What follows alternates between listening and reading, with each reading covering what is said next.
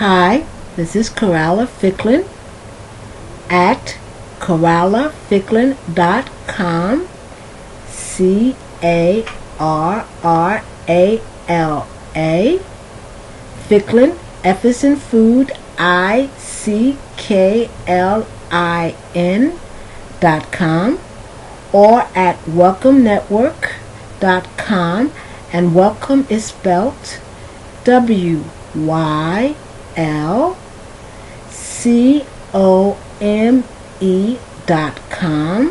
or EnglishBegin.com, or a number of different sites. Click into one of those. Click into carralaficklin.com and you'll see our other sites such as Ask Splain, not Explain, but Ask Splain, and Ask Splain is spelt A-S-K, and you know the word explain, and the last part is plain, P-L-A-I-N. So Ask Splain is spelt ASKPLAIN.com. This is the third video looking at language, looking at pronunciation in language, especially in English, because you wouldn't have to be doing this type of elaborate explanation, for example, in a language such as Spanish, because in Spanish, at least in the area of pronunciation, it's not so complicated. In the area of grammar, that's a different story. French, I think you could say it's complicated in both areas, in pronunciation and in grammar. But then when you say complicated, complicated is complicated. That is, it's relative.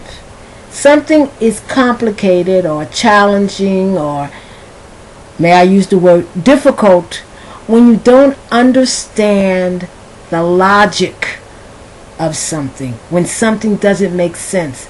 But no matter how difficult something is, if you can somehow make out a pattern, even if that pattern is no pattern, but understand the logic of something, I'm not saying it becomes easy, but it becomes understandable. And once something becomes understandable, you remember it and you can do it.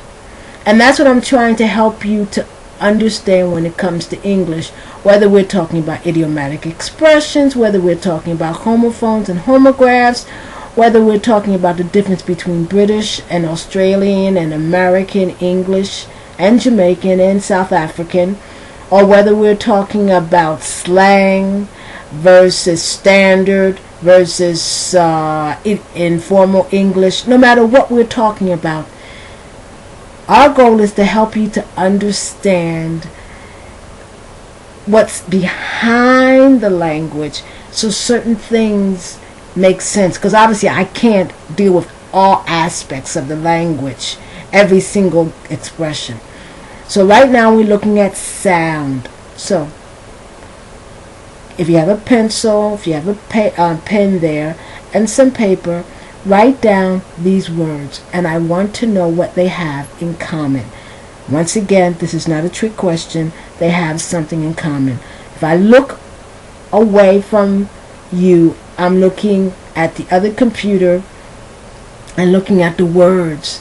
My spelling is not always the best, especially when I'm doing it in my head.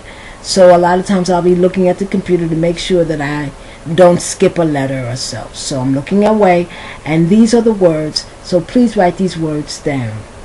The first word is, let me see here, okay, P-S-Y-C-H-O-L-O-G-Y. Once again, P as in Peter, S-Y-C-H-O-L-O-G-Y. That's the first word. The second word is G, G, but that's a soft G sound, so it's G,